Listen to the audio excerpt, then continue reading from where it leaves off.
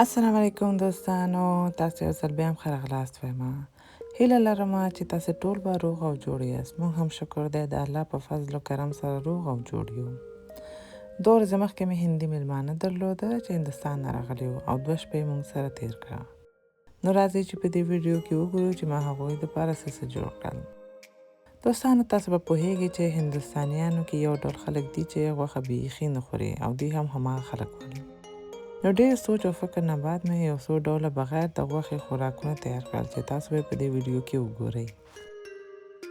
یو دانه کیک مې هم جوړ کړ، ولې دا بیا مېلمنو ته اصلا مخې ته یو نه وړله، ځکه چې دوی کې بعض یې هګۍ نه خوړل. نو زه اول نه خبره نه ومه، نو بیا مې غوره وبلله چې بیخي مخې ته یو نسمه. د دې کیک ریسیپي بالکل هماغه دی لکه د میوې والا کیک، فقط دې کې مې تازه میوه وانچوله او دغه فارم کې مې پخه کړ.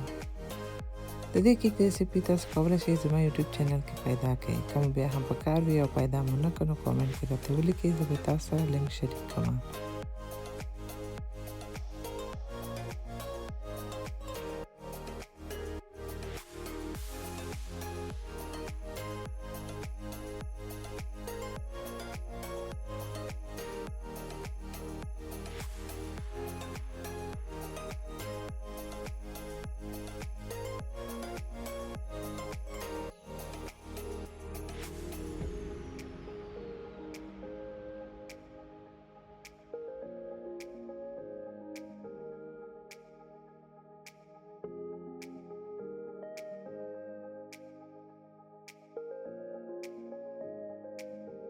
احتیاطاً مې بیا یو ورځ مخکې تیار او ډبل خواږه هم تیار کړ چې د دې راته تیار ویلو چې شیدې څښي او شیدو سره هیڅ مشکل نه لري.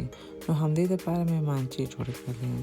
د دې دپاره مې اول لږ کوچ دې کې واچو، پرېمښود چې ویلې شي. ورپسې مې مانچې میده کړلې، پکې واچولې. دا مې بیا فقط یوې دقیقې دپاره سرې کړلې. دا چې دا تیار سره شوی وي نو همدومره بیخي ورته کافي وي.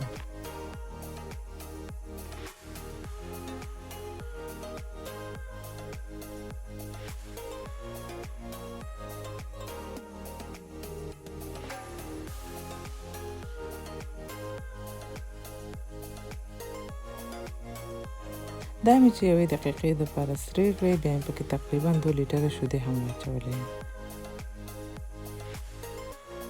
بیا مې لږ بادام او پسته هم میده کړل او پکې ور اضافه کړل. ورپسې مې بیا هیل د ضرورت په اندازه بوره او کانډنس ملک هم پکې واچول او سره ګډ مې کړ.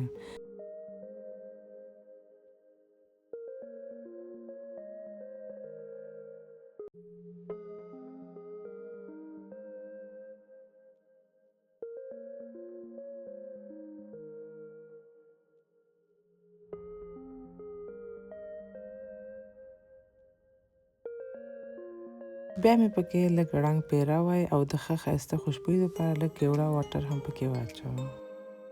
یو څو دقیقو دپاره مې نور هم جوش کړ. بیا مې منقل ګل کړ او دا منچې مې کېښوده چې لږ یخې شي. بیا مې یخچال کې کېښوده چې ښه صحیح یخ شي.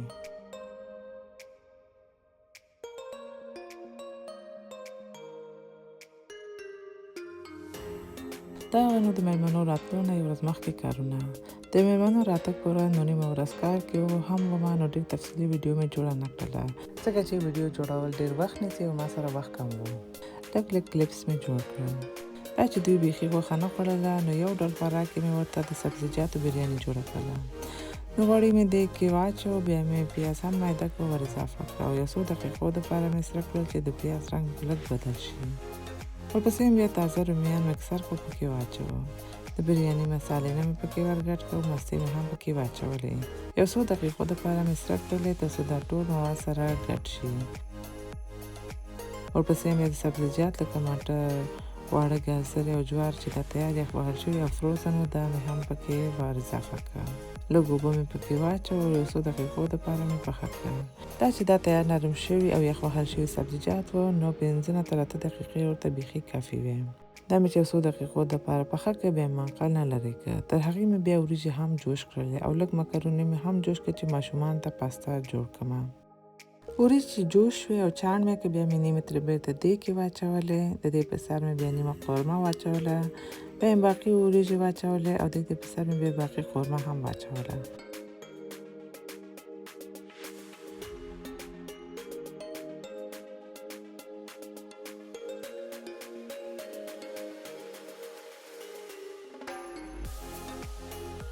په آخر کې بیا د دوی په سر د وریجو مسالې نه لږ او نارنجي رنګ هم واچو. بیا په کاغذ مې پرې کېښوده او تقریبا 15 دقیقو دپاره مې په کم اور باندې دم ورکړ.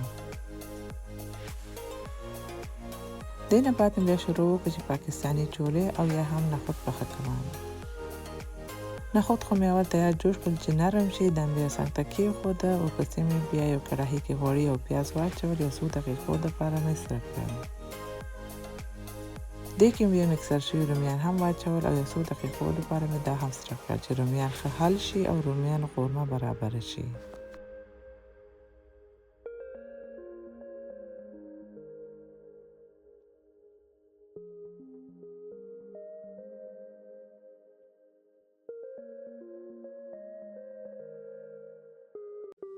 بیا هم پکې مسالې واچولې لکه تور مرچکو پوډر، دانه‌دار سره مرچک، چاټ مساله، میده شوي زیره، وچه دانیا، سره مرچکو پوډر او لکه را سره چڼه مساله هم تیار وه. نو هغې نه مې هم یوه وړه قاشقه پکې واچوله.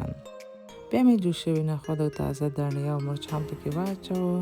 تقریبا 10 دقیقو دپاره مې نور هم پخه کړې. بیا نو دا هم تیار شو. بیا مې منقل وکړ. دا مې یو څنګ ته کېښوده.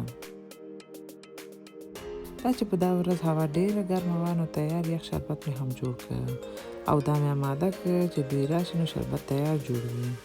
دې شربت جوړولو دپاره مې اول یو دانه د لیمو اوبه په یو جګ کې واچو. ورپسې مې بیا یو څو قاشقې د روح افزا شربت، د ریحان زړې چې بیزل سیډز هم ورته وایي، دا مې مخکې نه ګرمو اوبو کې قشطې کړې او دا مې هم پکې واچوه. بیا مې اوبه هم پکې ورګډې کړې. ښه ډېره واوره مې هم پکې واچوله او شربت مې جوړ کړ. دا مې تیار یخچال کې کېښودم.